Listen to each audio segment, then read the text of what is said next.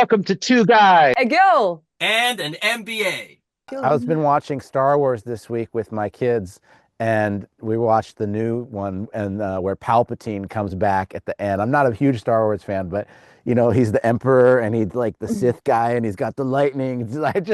I think of Trump when I think of the Emperor, and I'm just like, Zelensky didn't know, kind of to your point, Isvar, the force that was in those old hands in that finger point.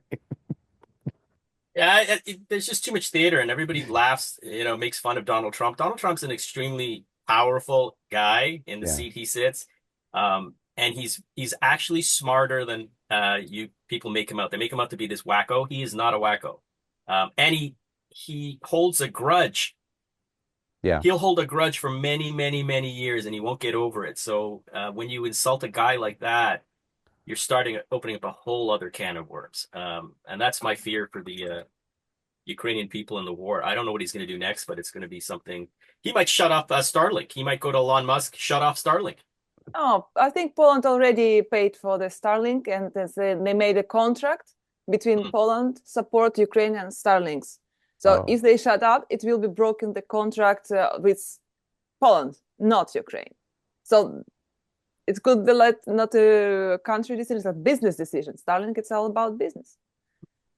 We'll see I don't on know. Monday. We don't know. As I said, it could be like magic ball shaking, and then Trump next decision.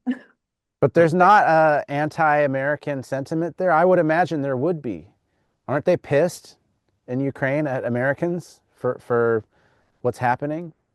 What I heard and saw in social media from my friends from Americans, they also divided on few groups. So some of them agree with Trump, some of them support Ukraine, whatever what is happening. So they're saying Ukraine doesn't say, okay, Trump, US, we don't like them anymore. No, as I say, we can have our own opinion. I have my own opinion about Trump, and as I say, I don't like him. Say it politely.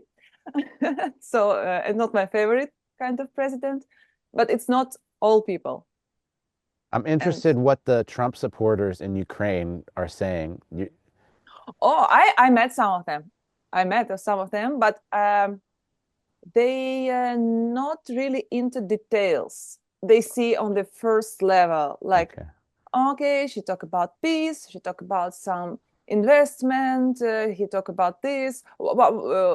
He is great guy, so he did all these wonderful decisions so fast. He can do it, but they never analyzed what is on the background, what is the consequences. Like, gave us all your minerals and everything what you have became our colony and just everything. So just see the first level and populistic words.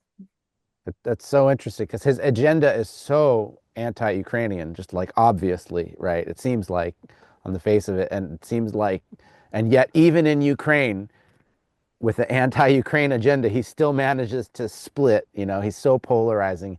He gets some supporters even there. I just find that fascinating. Is he And anti-Ukrainian or Anti, anti-Zelensky's government? the anti, yeah, the policies are anti. Yeah, I guess It anti-Zelensky. Yeah, yeah. It's funny how I have to defend Donald Trump all the time. And I'm saying I don't really want to, but I find that logic escapes the room when people talk about him. So the same way that Zelensky views Trump as not America and American people are different, it might be the same way Trump views the Ukraine. The Ukraine people are different from the existing government. I don't know what he feels about Zelensky. I don't know what the relationship is, but I think he believes that the government there now, maybe that's what, he doesn't like, but the Ukrainian people, he talks about saving lives. I don't think he's lying about that. Um, so I think you got to parse it all out. I I guess I shouldn't have said anti-Ukrainian. I guess the policies that he's enacting just seem so clearly not in the favor of the average Ukrainian person. Uh, uh, the agenda seems to be, um, yeah, geared toward, like we talked about, taking minerals, not in their favor. It seems like he's, on Russia's side a bit, however you want to parse it. He even defended Putin in that exchange. I heard and mm-hmm. Vladimir poor Vladimir this and that or something. Poor, okay. The great marker for anyone, Americans, any other countries, you can ask who is an aggressor in this war. Who started? Who is an aggressor? If they clearly say Russia, okay, we can talk with you and have a communication. If they can say, okay, it's Ukraine started the war and Russia just, I don't know, was provoked on this, no. So we clearly see who is an aggressor, who defends the borders. Yeah. It's clear. And if you started like manipulate, and for me, it's like a flashback. I don't know. Did you read Orwell 1984? 1984, yeah. And like, okay, this day we opposite, like Russia, we opposite the US. This is like our enemy. One day switching hands. Okay, now we switch back. Yeah. Switch back. Yeah. This is what happened in the book. One day it's our enemy, Cold War and everything. Second day, turn direction. So yeah, for me, clear, if the person, anyone announced Russia is not an aggressor, they didn't start the war, for me, it's just nothing to communicate this anything. So it's like a liar from the beginning because it's clear evidence. I think Trump actually does want to end the war. You know, I don't think he's BSing about that. And I think Zelensky wants to continue it because it's in his best interest. Because like you said already earlier, he has detractors already inside. And you know, maybe he's not perceived as having, no, you don't think so? No, you see what happened at the beginning of when he was really elected. Really, we went, we vote, calculate, and the number. So it's nothing like you can vote whatever you want. Even pro-Russians candidate was there, so you can vote for them. And it was huge support, 73%.